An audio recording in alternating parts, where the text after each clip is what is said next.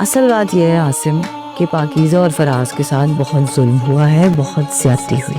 Case کر رہی ہوں. کس پر؟ یاسین پر.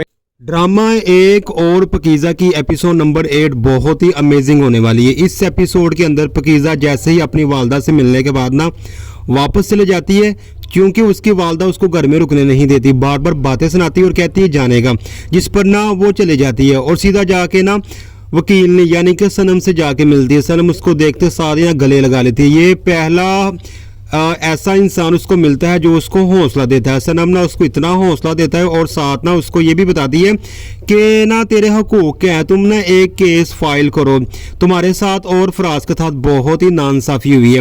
اس پر نا پاکیزہ کو نا ایک نئی راہ ملتی ہے. آخرکار نا وہ ڈیسائیڈ کرتی ہے کہ میں اب کیس فائل کروں گی. ادھر نا پاکیزہ کا والد اور اکبر جیسے ہی گھر آتے ہیں، پاکیزہ کا والد اسلم نا اپنے کمرے کا حلیہ دیکھتا ہے، کافی چینج ہوتا ہے. اس کو ایسا لگتا ہے جیسے پاکیزہ نے ابھی صفائی کی ہے. وہ پاکیزہ کی والدہ سے پوچھتا ہے کہ میرے کمرے کے اندر کوئی آیا تھا، لیکن پاکیزہ کی والدہ جھوٹ بول دیتی ہے. لیکن وہ سمجھ جاتا ہے کہ پاکیزہ یہاں سے ہو کر گئی ہوئی ہے. اس طرح کی سیٹنگ پاکیزہ کے علاوہ کوئی بھی نہیں کرتا. اکبر کو بھی فیل ہوتا ہے کہ پاکیزہ اس گھر میں آئی ہو اور وہ چلاتا ہے اور بہت غصے سے بولتا ہے، لیکن اس کی والدہ کچھ نہیں کہتی.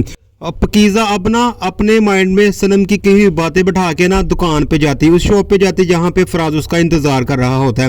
اور فراز کو پانی پلاتی ہے اور اس کو تسلی دیتی ہے، اس کے ساتھ تعزیت کرتی ہے کیونکہ اس کی والدہ فوت ہو چکی ہوتی ہے. وہ والدہ کو دفنانے کے فوراً بعد نا اسی شاپ پہ آتا ہے جہاں پہ پاکیزہ ہوتی ہے، لیکن وہ پاکیزہ کو نہیں پاتا اور تھوڑا سا پریشان ہوتا ہے. لیکن فوراً پاکیزہ آ جاتی ہے. پاکیزہ اس سے ملتی ہے اور کہتی ہے کہ اب میں نے فیصلہ کیا ہے. فراز کہتا ہے کیا فیصلہ کیا ہے؟ وہ کہتی ہے کہ میں ایک کیس کروں گی. کس کے اوپر کیس کرو گی؟ فراز آگے سے بولتا ہے. وہ کہتی ہے کہ یاسین کے خلاف، اس کے خلاف جس نے ہماری ویڈیو بنائی اور ویڈیو بنانے کے بعد ہمیں بدنام کیا اور پورے شہر میں اس نے وائرل بھی کروائی. تو یہ باتیں سننے کے بعد نا فراز تھوڑا سا پریشان ہوتا ہے اور پاکیزہ کو منع کرتا ہے. لیکن پاکیزہ کا حوصلہ بلند ہو چکا ہوا تھا کیونکہ اس کو ایک ساتھی مل چکا ہوا تھا جو کہ صنم کی صورت میں ہوتا ہے. اسی طریقے سے نا پاکیزہ وہ فراز کو چھوڑتی ہے رات کو، کہتی تم میرا ساتھ دو گے؟ وہ کہتا ہے کہ نہیں، یہ بہت ہی مشکل راستہ ہے، تم تھوڑے دن صبر کرو، لوگ بھول جائیں گے کہ پاکیزہ نام کی کوئی لڑکی بھی تھی. لیکن پاکیزہ کہتی ہے کہ میں اب کسی کو بولنے نہیں دوں گی، میں سب کو بتاؤں گی کہ میں پاکیزہ ہوں اور ایسا کیس فائل کروں گی کہ پوری دنیا یاد رکھے گی. یہ اس کا ایک بلند حوصلہ تھا اور یہیں پہ یہ ایپیسوڈ ختم ہو جائے گی. اگلے ایپیسوڈ کے لیے میرے چینل کو سبسکرائب کریں اور بیل آئیکن کو لازم پریس کریں.